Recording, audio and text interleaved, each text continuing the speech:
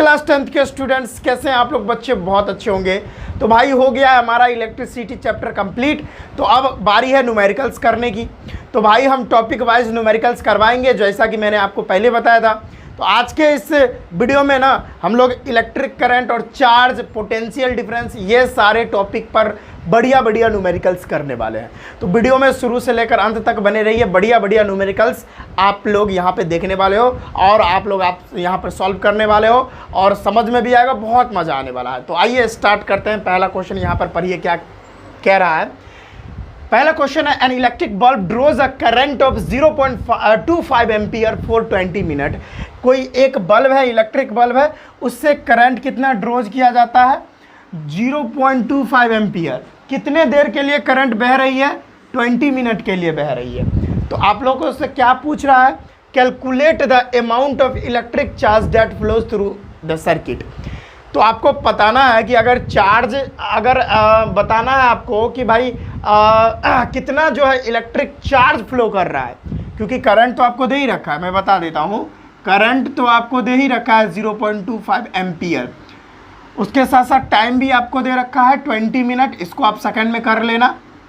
और उसके बाद कितना अमाउंट में इलेक्ट्रिक चार्ज फ्लो कर रहा है वो बताना है आपको, क्योंकि आपको पता है इलेक्ट्रिक करंट के डेफिनेशन से ही बताया था कि कितना अमाउंट में चार्ज कितने समय तक फ्लो कर रहा है। वही तो भाई होता है ना इलेक्ट्रिक करंट की डेफिनेशन, है ना, the rate of flow of charge. तो वही बात है। तो चार्ज तो होगा, इलेक्ट्रिक करंट बहेगा तो चार्ज भी तो होगा। तो कितना बहेगा चार्ज वो बताना है आपको। तो करंट के डेफिनेशन से हम लोग जानते हैं I = Q/T होता है ये बात, ये तो आपको पता होगा। I की वैल्यू कितनी दे रखी? 0.25 एम्पियर दे रखी। Q निकालना है हमको। और टाइम देखो भाई, टाइम 20 मिनट दे रखा है, इसको सेकंड में कैलकुलेट कर लो। 20 × 60 हो जाएगा सेकंड, बराबर 1200 सेकंड हो गया हम लोग का, 1200 सेकंड। तो यहाँ पर हम लोग 1200 सेकंड लिख लेंगे। Q को इधर लेके आएंगे तो क्रॉस मल्टीप्लाई आप करो 0.25 एम्पियर इंटू में 1200 सेकंड। तो वैल्यू क्या आएगी? देखो इधर करोगे तो 300 कूलाम। कूलाम मैंने क्यों लिखा? क्योंकि चार्ज का ऐसा यूनिट कूलाम होता है जिसको C से डिनोट करते हैं। तो ये हमारा पहला क्वेश्चन था। देखो भाई, इसमें तो इससे ज़्यादा हम क्या ले सकते हैं, इससे ज़्यादा कोई हार्ड क्वेश्चन तो आते नहीं है। एकदम बेसिक यहाँ पे क्वेश्चन अभी आने वाले हैं, ठीक है। तो एक दो क्वेश्चन आएंगे जिसमें थोड़ा दिमाग लगाना पड़ेगा, नहीं तो और कुछ नहीं है। तो इसको नोट कर ले, ये क्वेश्चन हमारा सॉल्व हो गया है, जल्दी नोट करें। तो देखिए स्टूडेंट्स, हम लोगों का नेक्स्ट क्वेश्चन आपके सामने दिख रहा है। क्या है next question? A current of 1 ampere is drawn by a filament of an electric bulb. कहने का मतलब है कि किसी इलेक्ट्रिक बल्ब के फिलामेंट से करंट कितना बह रहा है? 1 एम्पियर की करंट बह रही है। क्या कह रही है? बह रही है। और आगे पूछ रहा है number of electrons passing through a cross section of the filament. उस फिलामेंट के क्रॉस सेक्शनल एरिया से कितना नंबर ऑफ इलेक्ट्रॉन फ्लो कर रहा है जब अगर 16 सेकंड तक अगर टाइम आपको दिया गया, 16 सेकंड तक अगर 1 एम्पियर की करंट बहेगी तो उस छोटे से फिलामेंट के क्रॉस सेक्शनल एरिया से कितना नंबर ऑफ इलेक्ट्रॉन पास करेगा, वही आपको बताना है। और ऑप्शन भी दे रखा है कि 10⁻20 होगा इलेक्ट्रॉन, की 10⁻16, की 10⁻18, की 10⁻23। ये क्वेश्चन है, बढ़िया सा क्वेश्चन है। आइए सॉल्व करते हैं इसको। पहले वैल्यू क्या दे रखी है तो देख लो आप। I की वैल्यू दे रखी है 1 एम्पियर, यानी 1 एम्पियर की करंट बह रही है। उसके साथ साथ आपको टाइम दे रखा है 16 सेकेंड, 16 सेकेंड दे रखा है। और नंबर ऑफ इलेक्ट्रॉन N पूछ रहा है आपसे, N क्या होगा, ठीक है।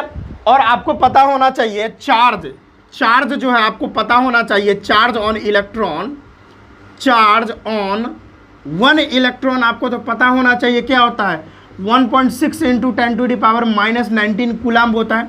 चूँकि यहाँ पर माइनस लगता है, लेकिन जब भी हम इसको मैथमेटिकल में यूज करते हैं, मैथमेटिक्स में जब यूज करते हैं तो ये माइनस नहीं लगता, इसको हटाना पड़ता है। तो अब आइए स्टार्ट करते हैं। हम लोग इलेक्ट्रिक करंट के डेफिनेशन से जानते हैं I = Q/T। यही तो जानते हैं। तो I की वैल्यू कितनी है, 1 एम्पियर है। चार्ज यहाँ पे हमको पता नहीं है। हाँ मुझे पता है कि एक इलेक्ट्रॉन पे कितना चार्ज होता है, बस हमको वही पता है। एक्चुअल चार्ज कितना फ्लो कर रहा है वो तो मेरे को नहीं पता, तो Q हमको नहीं पता, लेकिन टाइम तो हमको पता है 16 सेकेंड। तो Q को इधर लेके आएंगे, क्या हो जाएगा 1 एम्पियर इंटू 16 सेकेंड, वैल्यू आएगी 16 कूलम, 16 कूलम चार्ज बह रही है।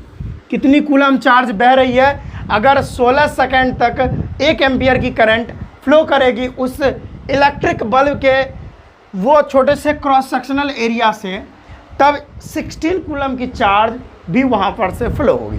तो आपको बताना है इलेक्ट्रॉन कितना पास होगा। इलेक्ट्रॉन तो हमको पता नहीं है ना कितना पास होगा, वही पता करना है। क्वांटाइजेशन ऑफ चार्ज से क्या जानते हैं, Q equal to plus minus n e. Plus minus इसीलिए लगता है क्योंकि n यहाँ पर इंटीजर्स होता है, तो इंटीजर्स पॉजिटिव भी होते हैं निगेटिव भी होते हैं। आई एम सॉरी, मैं पानी पी लेता हूँ थोड़ा।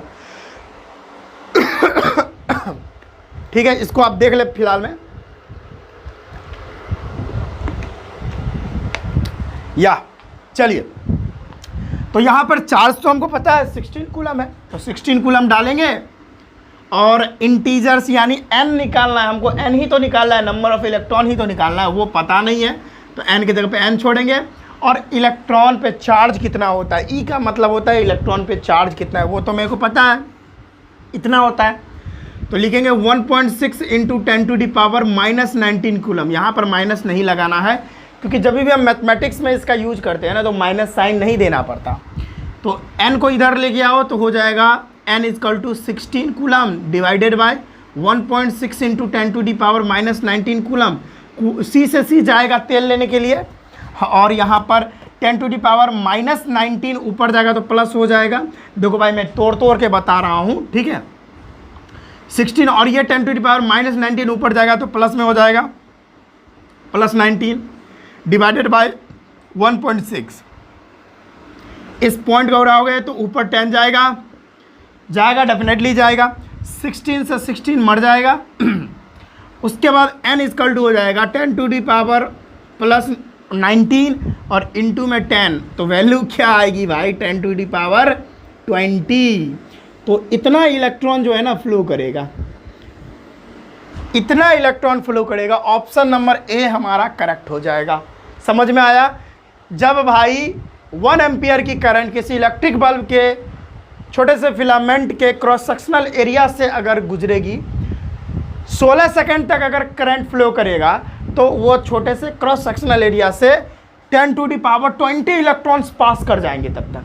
समझ लीजिए, मतलब 10⁻20 समझ सकते हैं कितना होगा, खरबों अरबों खरबों हो जाएगा, ठीक है, उससे भी ज़्यादा।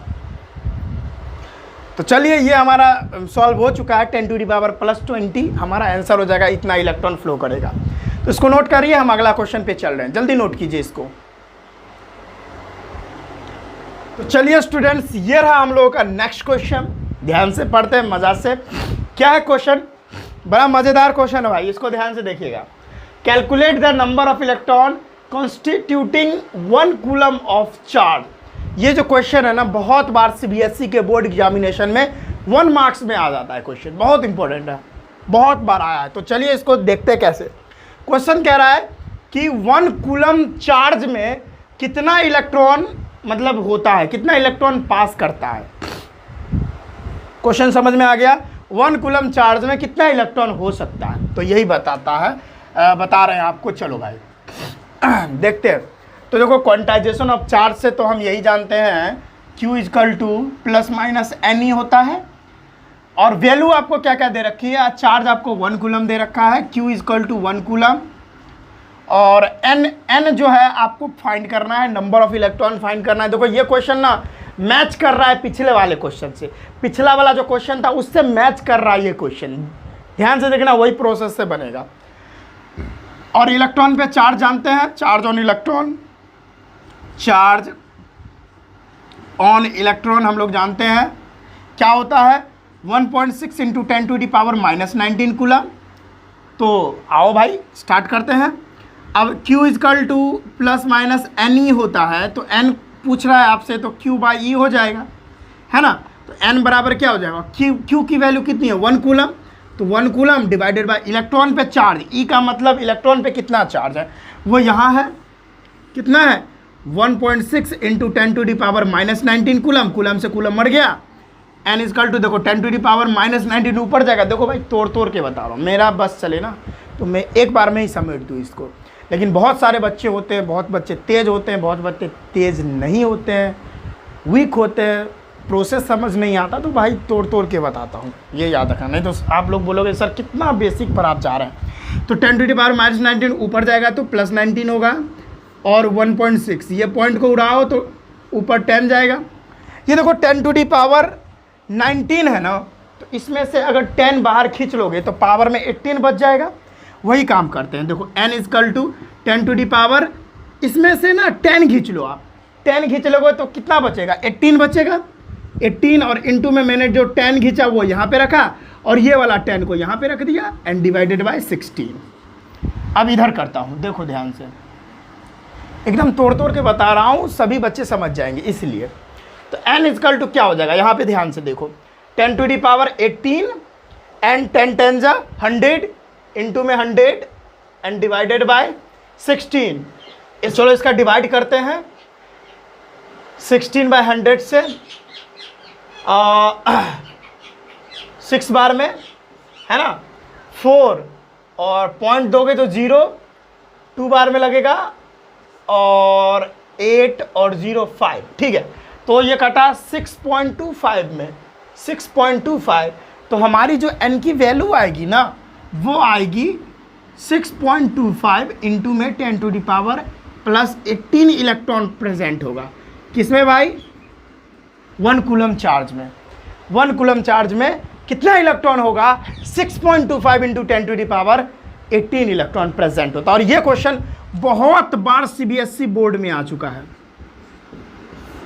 बहुत इंपॉर्टेंट है ये, इसको नोट कर लीजिए, एटलीस्ट ये वैल्यू तो याद होनी चाहिए आपको, ठीक है। 6.25 इंटू 10⁻+18 इलेक्ट्रॉन, 1 कूलम चार्ज में इतना इलेक्ट्रॉन होता है, लिख लो इसको। अगला क्वेश्चन पे हम लेके चल रहे हैं आपको। तो चलिए स्टूडेंट्स, अब हम लोग electric potential and potential difference पर बहुत अच्छे न्यूमेरिकल्स करने वाले हैं, ठीक है। तो देखिए क्वेश्चन क्या कह रहा है, पहला क्वेश्चन देखिए, इधर से पढ़ देता हूं, क्या है क्वेश्चन, ध्यान से देखिए।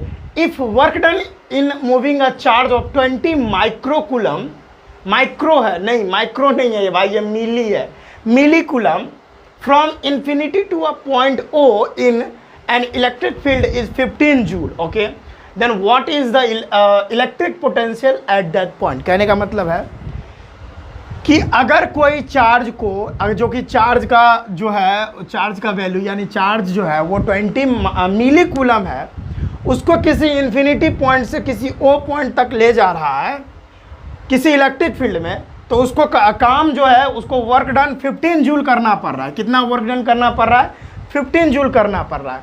तो बताइए भाई उस दोनों के बीच का इलेक्ट्रिक पोटेंशियल कितना होगा, ठीक है। चलो दिखाते हैं, देखो चार्ज जो दे रखा है आपको 20 मिलीकूलम दे रखा है। मिलीकूलम भाई बोले तो 1 मिलीकूलम बराबर होता है 10⁻1 इंटू 10⁻³ कूलम। तो 20 मिलीकूलम बराबर हो जाएगा 20 इंटू 10⁻³ कूलम। सिंपल, कोई दिक्कत नहीं, बहुत बढ़िया। अब ये तो कैलकुलेट हो गया। अब देखो भाई और क्या दे रखा है, और आपको वर्क डन दे रखा है, कितना काम हो रहा है, 15 जूल वर्क डन हो रहा है। तो आपसे भी पूछ रहा है क्या होगा, आपको पता होना चाहिए क्या, डेल्टा V इजकल टू क्या होता है, डेल्टा V अभी नहीं निकालो, V इजकल टू W/Q होता है। तो V इजकल टू W की वैल्यू 15 जूल, एंड चार्ज जो है वो आपको 20 इंटू 10⁻³ कूलम है, ठीक है, कोई प्रॉब्लम नहीं सर। तो ये 10⁻³ ऊपर जाएगा तो प्लस में हो सकता है, काहे नहीं सर, डेफिनेटली हो सकता है। तो हम 15 इंटू 10⁻³ लिख सकते हैं, जिसको हम 3 जीरो भी तो लिख सकते हैं, प्लस में ऊपर जाएगा तो हाँ काहे नहीं लिखेंगे, और 20, ठीक है। अब इस ये जीरो से ये जीरो कट गया, ठीक है। तो यहाँ पर क्या वैल्यू आ जाएगी, इसको आप 2 से काटो तो 7.5 है ना, 7.5 आएगा। तो अब भी इक्वल टू क्या होगा, 7.5 इंटू में 100 है तो 10⁻² लिख सकते हैं। इतना वोल्ट यहाँ पर पोटेंशियल होगा, ठीक है, इतना जो है इलेक्ट्रिक पोटेंशियल होगा। अगर आप इन्फिनिटी से किसी ओ पॉइंट पर ले जा रहे हो किसी 20 मिलीकूलम चार्ज को, और उसके लिए आपको 15 जूल का वर्क डन करना पड़ रहा है, तो भाई आपका इलेक्ट्रिक पोटेंशियल कितना होगा, 7.5 इंटू 10⁻² जूल। जूल नहीं भाई, अरे भाई मैं ढक्कनवा कहाँ चला गया, इधर है, वोल्ट, ठीक है, वोल्ट हो जाएगा, ढक्कन गिर गया था। तो ये था क्वेश्चन का सॉल्यूशन, इस तरह से आपको करना है। इसको नोट कीजिए, नेक्स्ट क्वेश्चन लेके आ रहे हैं, जल्दी नोट कीजिए। तो चलिए स्टूडेंट्स, ये रहा हम लोग का नेक्स्ट क्वेश्चन। देखते हैं क्या है। क्वेश्चन बहुत प्यारा है, समझिएगा, समझिएगा तभी बनेगा, ठीक है। और हवाई में ऐसे ही नहीं मार देना है, आंसर मिल जाएगा तो इसका मतलब थोड़ी है। कंसेप्ट क्लियर करके ही क्वेश्चंस आंसर्स आपको लगाने हैं, यानी कंसेप्ट अगर क्लियर रहेगा तभी भाई मज़ा भी आएगा, ठीक है। और ऐसे ही आप इसमें से इसको घटा दिए और डायरेक्ट मार दिए, फिर उसमें फील नहीं आएगा। फील, फिजिक्स फील करने का चीज़ है, फील करके पढ़ाऊँगा। देखो क्या है क्वेश्चन है, a charge of 25 coulomb is moved from infinity to a point A and B. समझिएगा, infinity to point A and then B is an in an electric field when the work done to do so is 10 joule and 10.5 joule respectively. Calculate the potential difference between समझ लो भाई, between A and B का कह रहा है। अब इसको हिंदी में समझाता हूँ। देखो, एक 25 कूलम का चार्ज है जो किसी इन्फिनिटी से, यानी इन्फिनिटी बोले तो बहुत दूर से इन्फिनिटी से कोई पॉइंट ए पे आता है और ए के बाद फिर बी पे जाता है किसी इलेक्ट्रिक फील्ड में। क्योंकि आपको पता ही होगा इलेक्ट्रिक फील्ड में क्या होता है, ये रहा पॉजिटिव चार्ज। इलेक्ट्रिक फील्ड में क्या होता है कि कोई एक पॉजिटिव चार्ज अगर कहीं से आ रहा है, सपोज अगर यहाँ से आ रहा है कोई एक प्लस चार्ज इधर से आ रहा है, ठीक है, तो ये भी प्लस अगर इधर आ रहा है तो इधर जो है ना ऐसे ही नहीं आएगा, ऐसे ही नहीं आएगा। इसको इधर करने के लिए हमको वर्क डन करना पड़ेगा, कुछ हमको कार्य करना पड़ेगा।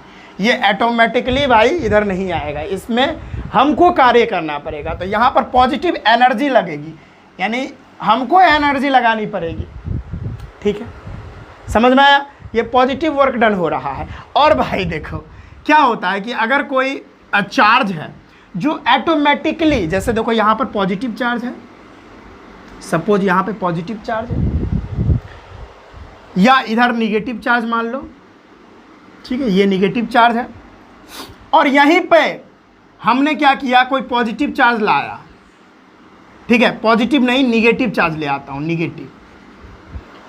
अब क्या, अब ये जो है ना ऑटोमेटिकली, क्योंकि ये माइनस माइनस है, इस दोनों के बीच में क्या होगा, रिपल्सन चालू हो जाएगा। अट्रैक्शन नहीं होगा, रिपल्सन होगा, ये इसको धकेलेगा तो ऑटोमेटिकली ये इधर दूर भागेगा, ऑटोमेटिकली इधर ये दूर भागेगा। समझ में आया, ये डायरेक्ट अपने आप ही दूर भागेगा क्योंकि रिपेल कर रहा है, तो यहाँ पे निगेटिव वर्क डन होता है। समझ में आया, ये सब छोटी छोटी बातें आपको पता होनी चाहिए। तो बात ये नहीं थी, बात थी कोई और, बस ये छोटा बात था तो मैं बता दिया। कह रहा है कि कोई इन्फिनिटी से, इधर है कोई इन्फिनिटी से कोई एक चार्ज कोई एक पॉइंट ए पे आ रहा है, ठीक है, इन्फिनिटी से कोई चार्ज कोई पॉइंट ए पे आता है। और आपको पता होना चाहिए जो चार्ज होता है वो हायर पोटेंशियल से लोअर पोटेंशियल फ्लो करता है। तो चार्ज पहले यहाँ था, कोई प्लस क्यू चार्ज यहाँ पे होगा, तो डेफिनेटली इधर का पोटेंशियल हाई होगा, तो ये इधर फ्लो कर रहा है, तो इधर का पोटेंशियल लो होगा। तो हायर पोटेंशियल से लोअर पोटेंशियल फ्लो करता है इलेक्ट्रिक चार्ज। काफ़ी बढ़िया। तो ये अब ए पे आया, ये प्लस क्यू चार्ज इन्फिनिटी पे था, अब ए पे आया, अब कहाँ आया, अब ये भाई ए पे आया, अब यहाँ आ गया, फिर यहाँ भी नहीं रुका, उसके आगे एक पॉइंट बी था, यहाँ तक भी आया वो चार्ज, फिर यहाँ आया प्लस क्यू चार्ज, अब फाइनली यहाँ आ गया। पहले यहाँ था, यहाँ से यहाँ आया, फिर यहाँ से यहाँ चला आया। तो कह रहा है देखो, infinity to a point A and B and an electric field in an electric field when the work done to do so is 10 joule. यानी इन्फिनिटी से लेकर पॉइंट ए पे आता है ना, इन्फिनिटी तो बहुत दूर से आ रहा है, इन्फिनिटी मतलब बहुत दूर से आ रहा है, तो बहुत दूर से अगर किसी पॉइंट ए पे आएगा तो कुछ ज़्यादा वर्क डन कर चाहिए, उसको ज़्यादा काम करना पड़ेगा। ठीक है, ऑलरेडी पॉजिटिव चार्ज यहाँ पर, यानी पॉजिटिव किसी इलेक्ट्रिक फील्ड में ही तो ये सारा खेल हो रहा है, कोई एक इलेक्ट्रिक फील्ड ही होगा उसी में ये सारा खेल हो रहा है। तो मान के चलो ये पॉजिटिव, यहाँ पर ये पॉजिटिव है, कोई चार्ज है, कोई इलेक्ट्रिक फील्ड है, तो यहाँ पर चार्ज भी पॉजिटिव है, तो ये देखो इसके अपोजिट आ रहा है, यानी इसके तरफ आ रहा है, यानी ये इसको रिपेल करना चाह रहा है, लेकिन फिर भी वर्क डन हो रहा है, तो कुछ ज़्यादा वर्क डन होना चाहिए। मेरी बातें आई थिंक समझ में आ रही होंगी, क्योंकि ये कोई जो सारा नज़ारा जो हो रहा है वो इलेक्ट्रिक फील्ड में ही तो हो रहा है, ये पॉजिटिव है और ये हमने चार्ज भी पॉजिटिव ले रखा है, कोई पॉजिटिव चार्ज को मूव करा रहे हैं, तो कोई पॉजिटिव चार्ज इधर आएगा तो ये भी पॉजिटिव और ये वाला भी पॉजिटिव, इलेक्ट्रिक फील्ड भी पॉजिटिव, और यहाँ चार्ज जो हम ला रहे हैं उस इलेक्ट्रिक फील्ड में वो भी पॉजिटिव, तो पॉजिटिव पॉजिटिव रिपेल करेगा, यानी ये इसको, ये जो चार्ज है इधर आने नहीं देगा, ये इलेक्ट्रिक फील्ड में आने नहीं देगा, फिर भी हम ज़बरदस्ती ठूस के इधर लाना चाहेंगे, ये धकेलेगा, लेकिन हम लोग जान के लाना चाहेंगे, तो भाई यहाँ पर वर्क डन ज़्यादा करना पड़ेगा। ये आने नहीं दे रहा है, फिर भी ज़बरदस्ती इसको इधर डाल रहे हैं, तो ज़्यादा एनर्जी हम लोग को लगानी पड़ेगी, ज़्यादा वर्क डन करना पड़ेगा। तो इन्फिनिटी से कोई पॉइंट ए पे आ रहे हैं, बहुत दूर से किसी एक पॉइंट पे आ रहे हैं, तो यहाँ पर वर्क डन 10 जूल का हो रहा है, और 10 जूल से, यानी अब ये जो चार्ज है, पहले इन्फिनिटी से कोई ए पॉइंट तक आया तो 10 जूल का एनर्जी लगा, क्योंकि बहुत दूर से आ रहा था। अब कोई ए पॉइंट, अब पॉइंट ए पे चार्ज आ गया, अब ए से बी जा रहा है, तो ज़्यादा दूरी नहीं है, इसीलिए यहाँ पर कितना वर्क डन लग रहा है, 10.5, यानी 0.5 ही वर्क डन लग रहा है, 0.5 जूल ही वर्क डन लग रहा है। और बहुत सारे बच्चे यहाँ पर कंफ्यूज कर जाते हैं, बहुत कंफ्यूज कर जाते हैं, समझ में आया? कंफ्यूजन क्या है कि यहाँ से इन्फिनिटी से पॉइंट ए तक 10 जूल और ए से बी तक 0.5 जूल ही लगा भाई, ज़्यादा वर्क डन नहीं लगा, क्योंकि ये डिस्टेंस कम है, ये इधर इन्फिनिटी से ला रहे थे। आ रही है बात समझ में? ठीक है, तो आपको अगर किसके बीच का पोटेंशियल निकालना है, ए एंड बी के, यानी इसके और इसके बीच में पोटेंशियल निकालना है, तो वर्क डन इसको इंक्लूड करना पड़ेगा। वर्क डन तो हमारी ये हो जाएगी, ये तो होगी नहीं, तो हमको क्या निकालना है, डेल्टा वी अगर निकालना है तो क्या होगा, delta W equal to Q, delta V equal to work done के बीच का डिफरेंस कितना है, कर दो 10.5 है ना, 10.5 में से माइनस कर दो कितना को, 10 जूल को, तो वही वैल्यू आएगी जो मैंने यहाँ पे बता रखी है आपको, और divided by Q, delta V equal to यहाँ पे वैल्यू 0.5 और डिवाइडेड बाई क्यू, और क्यू देखो भाई कितना था, क्यू हमने कितना लिया था यहाँ पे बता रखा है 25 कूलम। यहाँ पे ये जो चार्ज हम ला रहे थे, कितना चार्ज ला रहे थे, 25 कूलम चार्ज ला रहे थे, 25 कूलम चार्ज। आ रही है समझ में? तो डेल्टा भी बराबर क्या हो जाएगी, देखो ऊपर में जूल, और जूल पर कूलम आपको पता होना चाहिए, मैंने आपको बताया था जूल पर कूलम इक्वल टू वोल्ट होता है। ठीक है, तो ये पॉइंट उड़ा दो तो नीचे आ जाएगा, इसको आप समझ लेना, पॉइंट उड़ाओ तो नीचे 10 आएगा, इसको काट दो, कितना आ जाएगा 2 बार में, तो ये ऊपर में 1 और 50, इसको 50 से कर लो भाई, 51, 0.02 यानी काटोगे तो 0.02, डेल्टा वी बराबर 0.02 वोल्ट आ जाएगा आंसर हम लोगों का। यानी इस दोनों के बीच में पोटेंशियल कितना है भाई, इस दोनों के बीच में पोटेंशियल, इलेक्ट्रिक पोटेंशियल नहीं, पोटेंशियल डिफरेंस कितना है, कितना हो जाएगा भाई, वो हो जाएगा 0.02 वोल्ट। ठीक है, आई होप समझ में आ गया होगा, कोई प्रॉब्लम नहीं हुआ होगा। ठीक है, तो इसको नोट कर लीजिए, चलिए इसको नोट कर लीजिए। और आपको पता है अगर ये पॉजिटिव, यहाँ पर देखो हमने चार्ज भी पॉजिटिव ले रखा है और यहाँ पर जो इलेक्ट्रिक फील्ड है वो पॉजिटिव है, लेकिन अगर यहाँ पर निगेटिव इलेक्ट्रिक फील्ड होता, अगर यहाँ पर निगेटिव इलेक्ट्रिक फील्ड होता तो भाई हमको ना वर्क डन करना ही नहीं पड़ता। क्यों? क्योंकि ये पॉजिटिव चार्ज है और ये निगेटिव इलेक्ट्रिक फील्ड में जा रहा है, ऑटोमेटिक ये खींचा जाएगा। इसमें हमको कोई वर्क डन करने की कोई आवश्यकता नहीं है। यहाँ पर निगेटिव वर्क डन होगा, हम लोग नहीं करेंगे, डायरेक्ट ये ऑटोमेटिक खींच लेगा, क्योंकि निगेटिव इलेक्ट्रिक फील्ड में ये है और हमारा चार्ज पॉजिटिव है। पॉजिटिव निगेटिव एक दूसरे को खींचता है, अट्रैक्ट करता है, तो हमको एनर्जी ज़्यादा लगानी नहीं पड़ेगी, ज़्यादा क्या लगानी ही नहीं पड़ेगी, ऑटोमेटिक ये अपने इलेक्ट्रिक फील्ड में खींच लेगा इसको। ये बात होती है। तो ये छोटा छोटा जानकारी भाई आप लोग को जानना चाहिए, तो इसको नोट कर लीजिए, जल्दी से इसको नोट कर लीजिए। चलिए स्टूडेंट्स देखिए, अब हम लोग ओम्स लॉ पर न्यूमेरिकल्स ले आए हैं। बहुत इंपॉर्टेंट है ओम्स लॉ, आपको पता है कितना इंपॉर्टेंट है, स्टेटमेंट वगैरह आपको जानना चाहिए, ठीक है। कैसे ओम्स लॉ का एक्सपेरिमेंट से प्रूफ करते हैं हमने सारा कुछ बता दिया है, ठीक है। तो वो वीडियो देखना है तो डिस्क्रिप्शन में लिंक मिलेगा, नहीं तो आई बटन पर जो है लिंक मिलेगा, जिसमें हम पूरा इलेक्ट्रिसिटी चैप्टर को बहुत अच्छे से कंप्लीट किए हैं। जाइए पूरा वीडियो देखिए, बहुत अच्छे से समझ में आएगा, न्यूमेरिकल्स पार्ट बनाने में बहुत हेल्प करने वाला है। चलिए क्या है question. A potential difference of 10 volt is needed to make a current of 0.02 ampere flows through a wire. Then आपसे पूछ रहा है what potential difference is needed to make a current of 250 milliampere flows through the same wire. कह रहा है कि एक potential difference है, a potential difference of 10 volt is needed to make a current। क्या क्या वैल्यू दे रखी है वो वैल्यू मैं यहाँ पर आपको लिखवा दे रहा हूँ, ठीक है। चलिए करंट जो है I जो है वो 0.02 एम्पियर दे रखी है, ठीक है, ओके। उसके साथ साथ आपको कह रहा है कि पोटेंशियल डिफरेंस शुरुआत में वो कितनी है, 10 वोल्ट है, ठीक है। इसको V1 मान लो, इसको I1 मान लो, क्योंकि इसमें दो बातें की गई है। डिफरेंस बताना है कि अगर 10 वोल्ट अगर पोटेंशियल डिफरेंस रहेगा और करंट इतना रहेगा, तो वहाँ पर आप लोग क्या निकाल देना,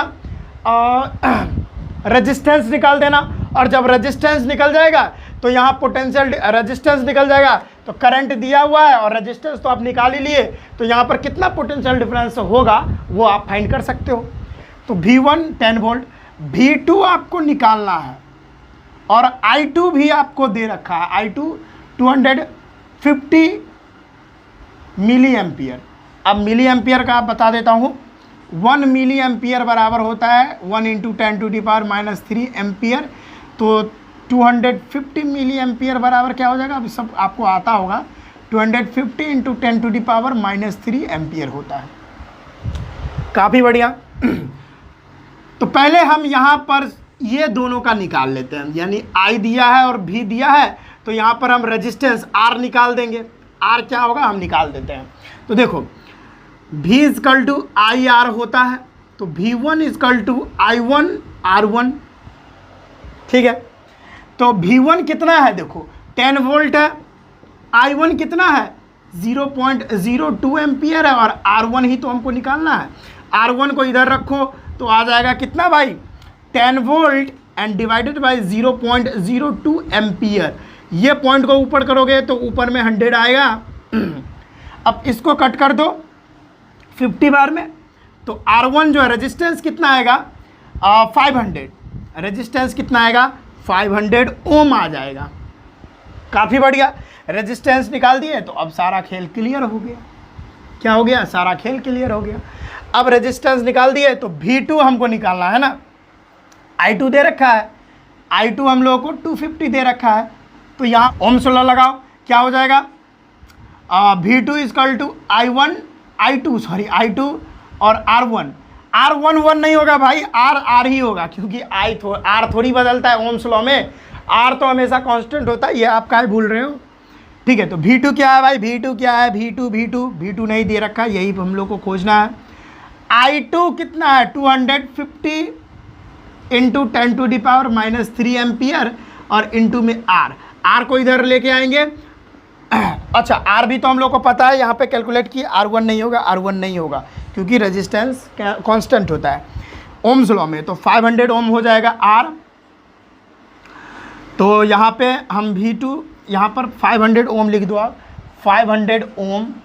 हाँ तो अब क्या करोगे, V2 इक्वल टू क्या हो जाएगा 500 और 250, इसको आप कैलकुलेट करो तो 500 को 250 से ना 0 0 0 इधर 0 0 25 इधर आ गया और इधर 0 0 10 5 2 जा 10, यहाँ पे 0 0 0 5 2 1, कितना वैल्यू आया भाई 125 और 000 और इंटू में 10 टू द पावर -3।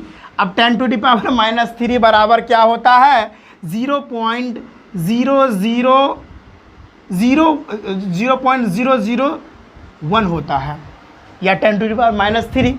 तो यहाँ पर V2 बराबर क्या हो जाएगा, ये 3 0 मर जाएगा ना, अगर आप -3 है तो ये 3 0 मर जाएगा, तो वैल्यू कितनी आएगी 125 वोल्ट। ठीक है 125 वोल्ट आ जाएगी वैल्यू। चलो भाई, तो अगर देखो क्या करना था भाई, देखो समझा देता हूँ फिर से। वोल्टेज पोटेंशियल डिफरेंस यानी 10 वोल्ट था और करंट जो है 0.02 एम्पियर था, तो दोनों चीज़ दे रखा था, तो रेजिस्टेंस नहीं दे रखा, तो ओम्स लॉ के हिसाब से हम लोग रेजिस्टेंस निकाल लिए और रेजिस्टेंस निकल गया। तो यहाँ पोटेंशियल डिफरेंस पूछ रहा है, भी पूछ रहा है, तो यहाँ करंट दिया हुआ है और रेजिस्टेंस हम लोग निकाले और यहाँ से हमको भी पता चल गया ओम्स लॉ के हिसाब से। तो ये नॉर्मल क्वेश्चन था, फार्मूला बेस्ड क्वेश्चन था, बहुत इजी था, तो इसको नोट कर लो। हम नेक्स्ट क्वेश्चन लेके आ रहे हैं। तो चलिए ओम्स लॉ पर नेक्स्ट क्वेश्चन देख लेते हैं। क्या है question, a current of 200 milli ampere, फिर मिली है, flows through a 4 kilo ohm resistor, what is the potential difference across the resistor. Value क्या क्या दे रखी है, देखो भाई आई दे रखी है। अच्छा दूसरा मार्कर ले लेता हूँ, कहाँ गया भाई, यहाँ पे है। क्वेश्चन है कि आई बराबर जो है आपको दे रखी है 200 मिली एम्पियर, तो 200 मिली एम्पियर बराबर क्या हो जाएगा 200 into 10 to the power -3 ampere. देखो एक बात भी बता दूँ, 1 मिली एम्पियर बराबर हो जाएगा 10 to the power -3 ampere. 1 micro, देखो ये साइन माइक्रो का होता है, 1 माइक्रो एम्पियर बराबर हो जाएगा 10 to the power -6 ampere. 1 pico ampere, ये सब तो नहीं होता है, ठीक है इतना तक नहीं जाता है, लेकिन माइक्रो तक होता है। पीको, देखो पीको में जाओगे तो पीको का वैल्यू होता है, पीको का वैल्यू होता है 10 टू द पावर -12, ये सब याद रखना, ठीक है। चलो तो ये हो गया वैल्यू, कोई बात नहीं है। और आपको क्या कह रहा है कि 4 किलो ओम रजिस्टर बोल रहा है, 4 किलो, तो 4 किलो ओम रजिस्टर कहने का मतलब 4000 ओम हो जाएगा। 1 किलो में कितना होता है 1000 होता है, तो 4 किलो में कितना हो जाएगा 4000, और यहाँ पर ओम है तो ओम, ओम्स लॉ लगा दो, V = IR। वैल्यू क्या दे रखी है, बैठा दो भाई उसी तरीके से। भी नहीं दे रखा, भी ही नहीं दे रखा, भी ही तो पूछ रहा है। आई दे रखा है 200 into 10 to the power -3 ampere और इंटू में R रेजिस्टेंस, ये देखो दे रखा है 4000 ओम। चलो V = क्या हो जाएगा 4 2 8, तो 8 1 2 3 4 5 1 2 3 4 5 इंटू 10 टू द पावर -3, 3 को 0 उड़ा दो भाई, खट खट खट, जो V कितना आ गया 800 वोल्ट हमारा आंसर हो जाएगा। कोई प्रॉब्लम नहीं, बहुत इजी था भाई, टेंशन नहीं है। तो ये ओम्स लॉ का जो क्वेश्चन हो सकता था जितना उतना मैंने करवाया। तो ये वीडियो काफ़ी लंबा हो गया है, तो इस वीडियो में हम इतना ही रखते हैं। इसको नोट कर ले पहले, उसके बाद बातें करते, थोड़ा जल्दी से नोट कर ले, थोड़ा हम पानी वगैरह पी लेते हैं। वीडियो बड़ा हो गया है तो आने वाला जो टॉपिक है उस पर न्यूमेरिकल्स हम नेक्स्ट वीडियो में कराएंगे।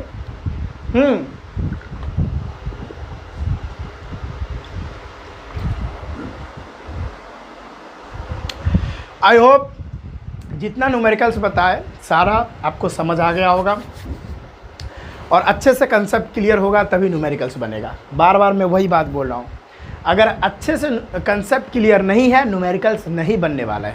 तो पहले अच्छे से कंसेप्ट क्लियर करो, फिर न्यूमेरिकल्स दनादन बनने लगेंगे। तो आई होप पूरा जो है समझ आ गया होगा, है ना। तो चलिए आज के इस वीडियो में बस इतना ही रखते हैं। थोड़ा बड़ा वीडियो बन गया, नहीं तो और भी आगे जाते हम लोग। तो हम आपको बताएं न्यूमेरिकल्स का 3 पार्ट बनने वाला, ये पहला पार्ट हो गया। 2 पार्ट और आएगा न्यूमेरिकल्स का, जिसमें अगले वीडियो में हम resistivity, resistance, power, electric power हो गया, heating effect of electric current, उसके साथ साथ सीरीज एंड पैरेलल कॉम्बिनेशन में जो इफेक्टिव रेजिस्टेंस कैलकुलेट करने के लिए आता है, कोई कॉम्प्लिकेटेड सर्किट रहता है उसको सॉल्व करने के लिए रहता है, तो वो सारा हम लोग अगले वीडियो में करेंगे। तो टेंशन वाली बात नहीं है। 2 पार्ट अभी इसका और बनने वाला है, जहाँ पर हम सिर्फ न्यूमेरिकल्स करने वाले हैं। तो चलिए हम मिलते हैं नेक्स्ट वीडियो में, तब तक के लिए जय श्री राम, जय हिंद।